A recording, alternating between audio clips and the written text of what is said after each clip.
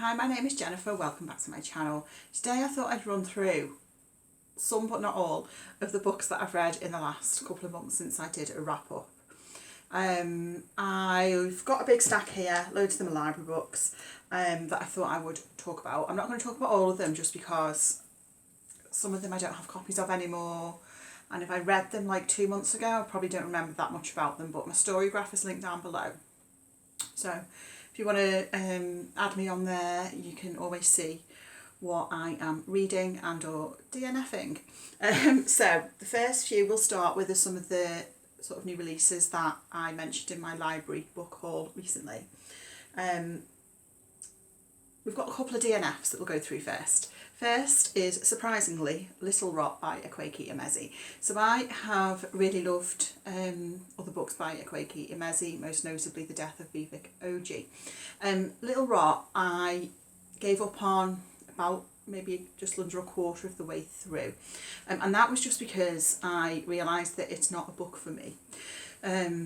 It focuses on this group of characters in Lagos and the sort of underworld there, and there is just some kind of disturbing stuff, and I just decided I didn't want to read it. It's not that it's a bad book at all, but just not for me.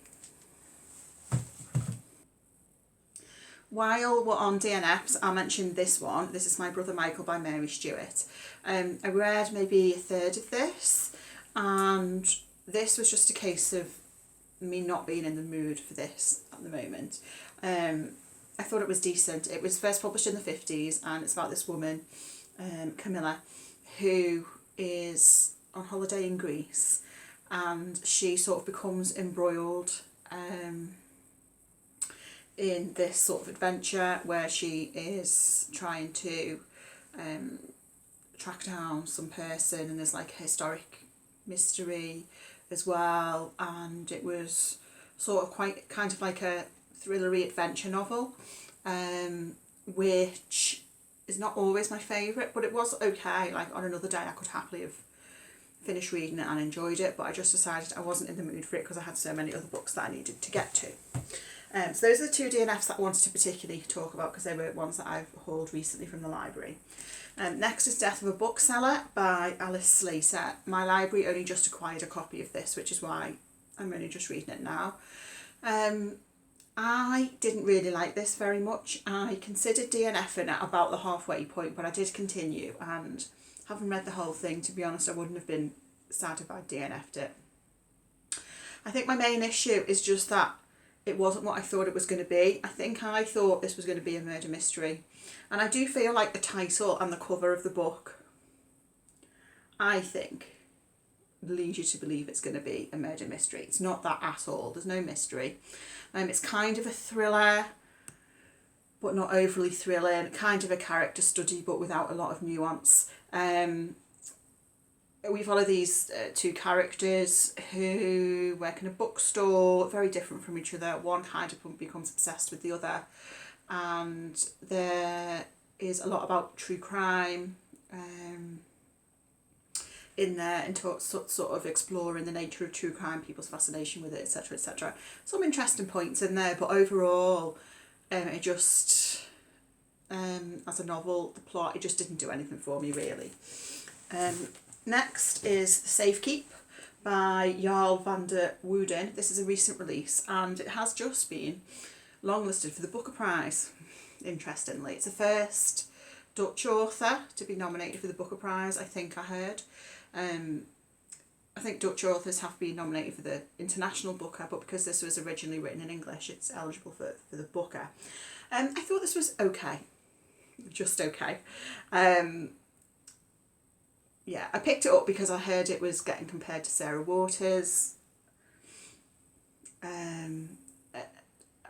I wouldn't really make a comparison to Sarah Waters. I guess I would say that because I love Sarah Waters, so I'm never going to agree with that comparison, I guess.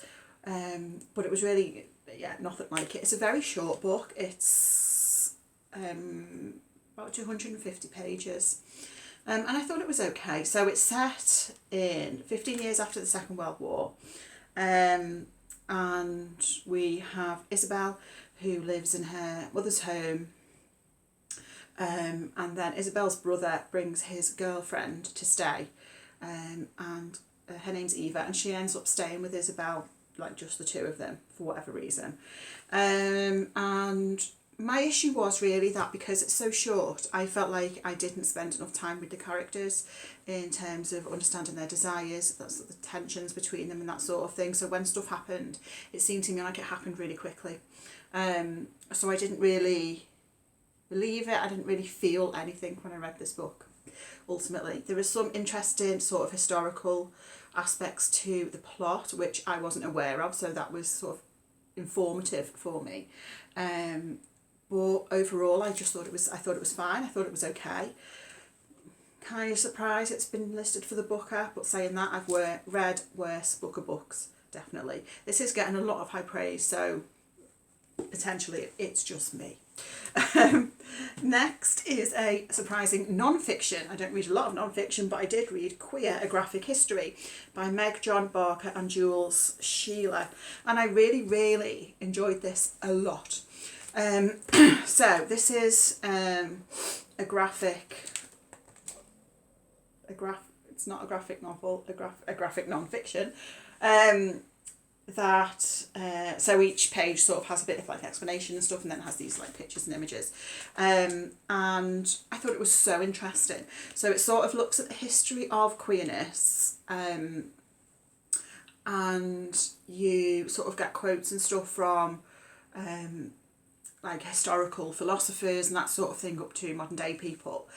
It was it really made me think, and like there were certain pages and certain paragraphs that I had to reread a few times to sort of understand what was being said, but I think that's a good thing because it was really, really interesting. In my library this is shelved under YA. I'm not sure if it is YA. I can't see anything that says it is, so I don't know if my library has just done that because it's graphic, as in a graphic non-fiction,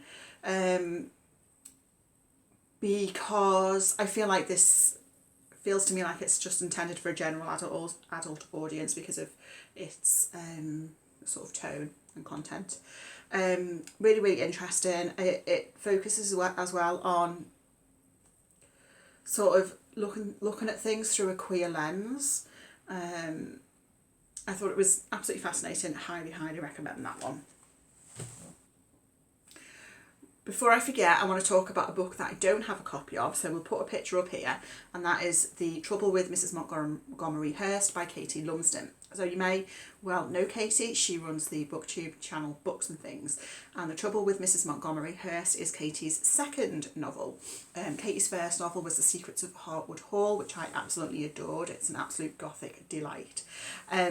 So The Secrets of Mrs. Montgomery Hurst I read through NetGalley, and it's sort of an ode to Jane Austen, Anthony Trollope, that sort of novel, set in the early Victorian period, in this sort of small town full of gossip. We follow lots of different characters. The main plot centres around Mr. Hurst, who is sort of an eligible bachelor, but he gets married, and when he brings home his new bride, the inhabitants of the town are shocked because she is not what they expected. I think Katie's writing is so good. You can tell that Katie is so passionate about and knowledgeable about classic literature, and that really comes through in her novels. But what I love about Katie's books is how she just does that, but also adds a modern twist to them. I thought Amelia in this book was an absolutely brilliant character. I loved her. She's really headstrong. She sort of knows her own mind, but we see how she comes up against what society expects of her. I thought it was a great book. Really entertaining. Definitely recommend. Back to these. Next is The House That Horror Built by Christina Hendry. This is my first time reading Christina Hendry, and I enjoyed this. It was a fun, engaging read. I don't think it was anything like remarkable, but what it did really well. So it follows this woman who gets a job working in this big mansion, like cleaning and taking care of the house for this guy who is a film director. He is reclusive, he lives a very isolated life, and she goes to work for him, and she is a film buff herself. She admires this director and his films. And as she is in the house, weird stuff starts happening. He has lots of props from the films and costumes and things around the house, and she thinks she sees things moving, and she hears strange voices in the house. I thought it was very entertaining. It plays sort of tribute to a lot of standard horror tropes intentionally, which I really enjoyed. It was not overly scary. There were bits that I did think were kind of creepy, but I am a scaredy cat. But no, very, very enjoyable. Next is Sunburn by Chloe Michelle Howarth, which I really enjoyed. So this is a coming of age story set in Ireland in the 90s, the early 90s. And the main character is 15-year-old Lucy, and it's about her relationship with one of her friends who is called Susanna. It's sort of an obsession and an infatuation, and because of the time and place where this is set, we also see how Lucy has to hide like who she really is. It's a very, very intense book. A lot of it is set in the summer, although it does go across a period of years, I think. But certainly some of it is set in the summer in the heat, and you get that intensity, but also the intensity of the relationship, in particular Lucy's feelings towards Susanna. There was a point about 2/3 of the way through where I had to put this to one side and actually pick up a whole other book and read a whole other book before I went back to this, which I don't do very often. But I just felt like I needed to do it because it was like too intense. That's not necessarily a bad thing, but I just needed to do that. But I really, really enjoyed that. Would recommend. Should we talk briefly about another one that I don't have a copy of? We'll put a picture up. Mayflies by Andrew O'Hagan.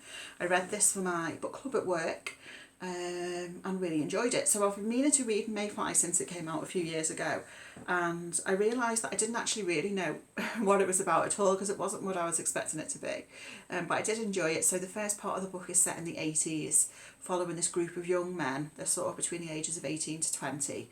They're from Glasgow, I think, and they go for like a weekend trip to Manchester to go to some gigs and stuff. And that first half of the book really sets the scene in terms of their friendships. There's lots of pop culture references from the time, so music references.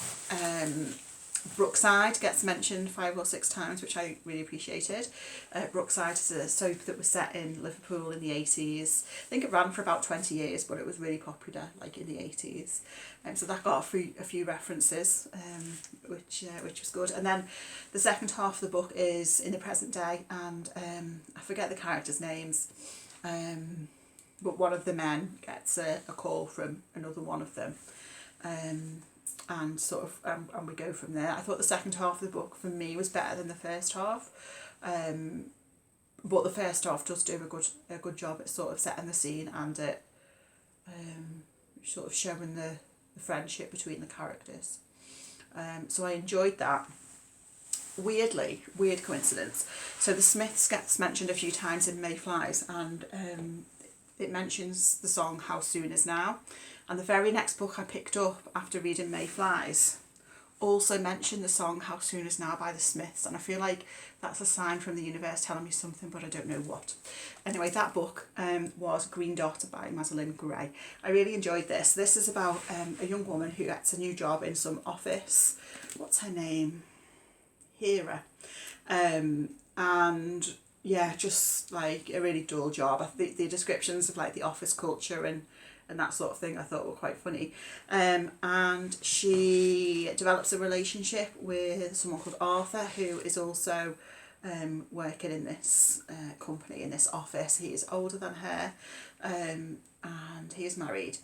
And So yeah, it's really about Hera and I guess her infatuation with this man, and we see how it's clear that she knows that this can't end well. You know, she does have that level of realisation, but at the same time she just carries on. So yeah, I did think it was funny, and I thought Hera was a really interesting character as well, so I did enjoy that. Next is Appointment with Yesterday by Celia Fremlin. I enjoyed this. This is the third book I think I've read by Celia Fremlin now. Let me remind myself what happens. Oh yeah, this was good. So main character is called Millie, although that's not her real name, and we know that from right near the start of the book. She's come to live and work in some seaside town, and we know that she is running away from something and someone. She is sort of adopted a new identity and is trying to leave her past behind. And as we go through the novel, we find out more about what that is. It reminded me a little bit of something by Patricia Highsmith, but this has maybe an edge. This is an edge lighter, I think, than something by Patricia Highsmith. But it did remind me of that sort of thing. I definitely enjoyed it and definitely want to read more by Celia Fremlin. Next is a book I really, really enjoyed. This is Iris Kelly Doesn't Date by Ashley Herring Blake. This was so much fun, and this was just what I needed when I picked it up. So this is actually the third in a series, and if I'd have known that, I would have started with the first. You can, I think, read them out of order. They sort of follow a group of friends, but each one focuses on a different character. So in reading this, I think I know, if I remember, I think I'll probably know who ends up with who in the first and maybe the second book. But I think you can read them out of order. So yeah, this was so much fun. So the two main characters are Iris and Stevie. So Iris is someone who doesn't get into relationships. She'll go out and have fun, but she doesn't want anything sort of long term. And then one evening she meets Stevie, and they sort of have a bit of a disastrous encounter. But then they agree to sort of work together for each other's benefit. So Iris pretends to be Stevie's girlfriend for the purposes of Stevie's like friendship group, and then Stevie says that she'll help Iris with sort of understanding more about romance, because Iris is a writer and she's sort of got writer's block, and she's trying to write this like romantic fiction and she just can't do it.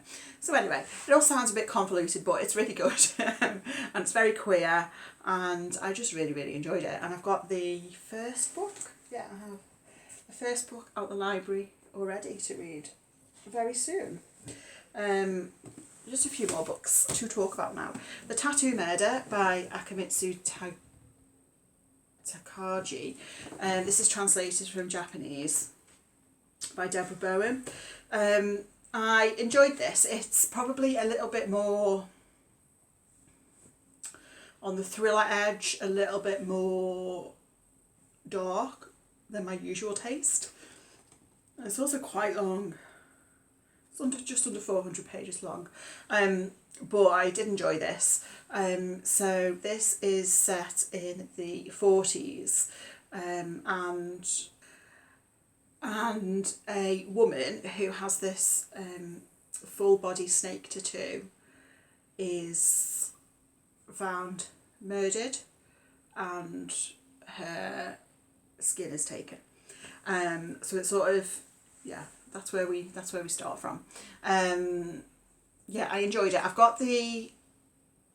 There's another book recently published by this author called The No Mask Murder, something like that.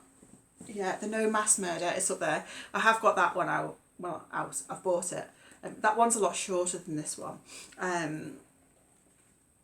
So yeah, I did enjoy it. There were aspects of it I thought were a bit predictable, maybe, but I still liked it. What should we talk about first? Let's talk about this one. Intimacies by Kitamura. It was a book I really enjoyed. This follows a interpreter in The Hague who is involved interpreting for this high profile case. I really enjoyed this, but I can't remember anything about it. So I don't really have anything to say other than I gave it 4 stars, which means I loved it.